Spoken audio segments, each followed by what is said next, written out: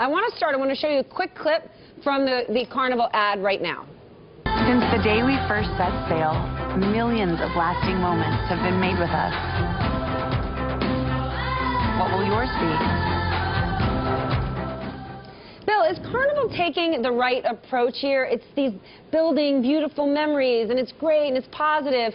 Are they just sort of wiping out what everyone just went through, or should they be addressing it? Should they say, I'm sorry? Well, first, it's great to be back on the show, and thanks for having me this morning. I think Carnival has taken a number of positive steps as its new CEO has arrived in the last few weeks. I'm not convinced that this ad campaign is the right direction to go, and let me explain. I think the public has some very serious and appropriate questions right now about the safety of cruising in general. This is an industry issue, although unique to Carnival. And if I was in Carnival's shoes, I would be using these valuable ad dollars to directly communicate with its customers that they're making the significant investments in safety and engineering changes to assure that customers will return from their cruises healthy, happy, and safe. That's the first step to resolving the reputational issues that they're facing.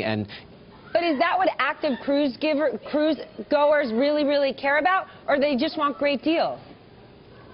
Well, I think, let's be clear. I'm not an expert on the travel industry, but I think that the concerns that customers have raised based on the experiences last year are very valid ones. And so while we've seen some bookings return to Carnival, they've been virtually giving cruises away at $50, $60 a day to fill the ships. That's not getting them the new customers that they're looking for. And those new customers are sitting on the fence wondering, has this brand done the right things to make sure that our cruise is going to be safe and reliable. I certainly applaud the rapid steps that have been taken by Carnival's new CEO. But, for example, one of the things that they don't seem to be promoting much is that they've hired a former commander of the Coast Guard to come in and be in charge of engineering and safety. I would put that individual and his reputation front and center in their new ad campaign in a very similar fashion to how BP has been very upfront in the investments they've made to assure that oil refining and drilling in the Gulf have improved after their disaster. I think that's a best practices approach that Carnival could take a lesson from. But BP was in a different situation. BP, it was a true disaster. Carnival's situation, as it relates to the cruise in February, was just really an uncomfortable one. Well, I think it's a disaster if you're in the business of serving customers, and you can look at Carnival's recent financial results to see the impact on their business. While the cruise industry generally has moved in a positive direction, Carnival's bookings are lagging, and I think they would say for them that's a disaster that they have to address.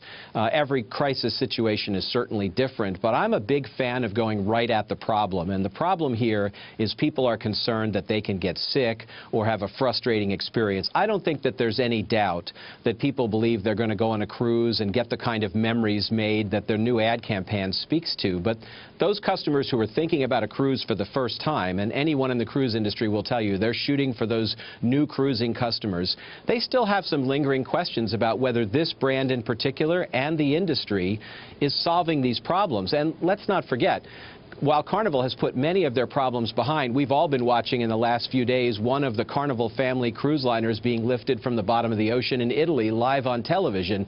The lingering impact of these kinds of cruise issues remain in the media. Well, for how long? Any small step in the wrong direction right now will not help their brand. Bill, for how long will they need to drastically cut prices, even if they're getting people back on the boats? If they're on the boats and barely paying to be there, that doesn't help Carnival's bottom line. No, but at the end, I think those who take cruises and have successful experiences are the best spokespersons for Carnival and the cruise line, and the more happy passengers they can create while they have a track record over time of delivering successful and safe cruises are the things that are ultimately going to repair their reputation. But they're under the white-hot light of scrutiny right now. We're talking about it on this program. Right, and so any misstep at this point puts them at real risk. We have to leave it there. Yes or no? Would you take a cruise? Absolutely.